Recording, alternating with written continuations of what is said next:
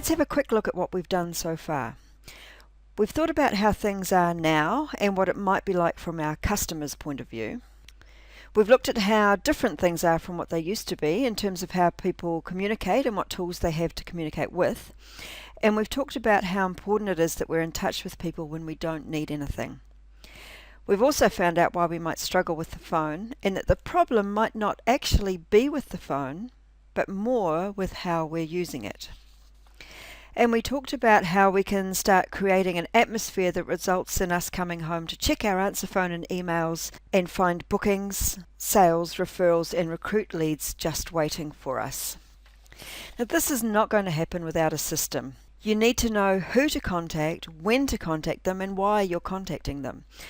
If you don't have this clear in your mind, you'll just have a vague idea that you should be contacting somebody, but you just don't really know who.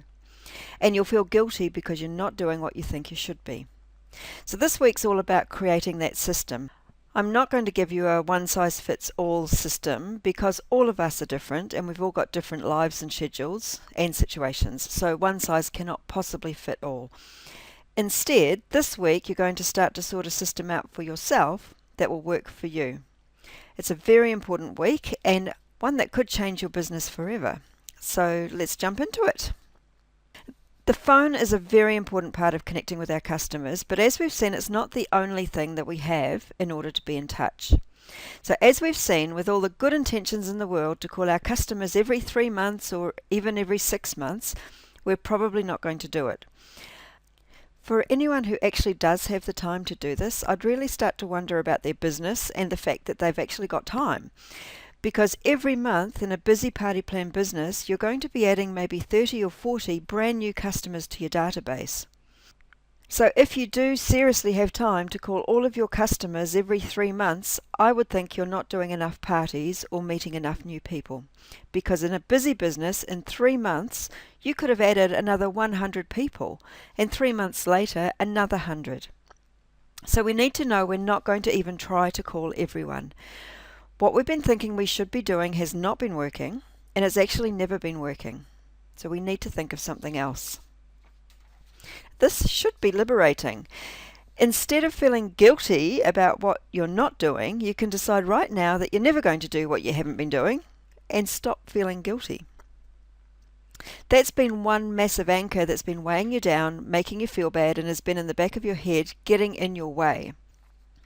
This is energy we don't need. It's energy that can seep into and affect other parts of our business, so good riddance to that.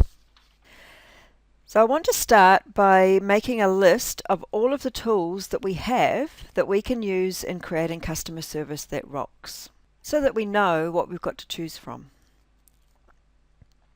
So we've got Facebook, and with Facebook for Business we can create a business page and get likers to like our page. Or we can create a private group, which is something, if your company doesn't allow you to make a business page, you can use a private group. Either is useful, and we'll talk a little bit more about them shortly. We've got newsletters, and the newsletters could be newsletters that you post by mail, or they could be email newsletters. We've got the phone. We're not getting rid of it completely. We still need to use it. It's still extremely important, just not going to be the only thing that we have. We've got surprises. Now, I don't know if you've ever been surprised by a company before. It feels really good when it happens, and it's important that a surprise is a surprise. It's not something that was advertised. It's not something that they know is coming. So an example is a program called MailChimp, which I'm going to talk about. I use it to do newsletters, and we're going to learn a little bit about MailChimp this week. When I first signed up for them, it's free to sign up, but you can upgrade to a paid account. And when I very first signed up to a paid account with them, I sent my very first email. I paid the money, sent my first email, and this thing popped up on the screen saying, "Congratulations, you've just sent your first MailChimp email as a full customer of ours. What's your t-shirt size? We're going to send you a t-shirt." So I put in my t-shirt size, and a couple of weeks later, all the way from America, my t-shirt turned up, and it was a really cool surprise. It was quite a cool t-shirt as well.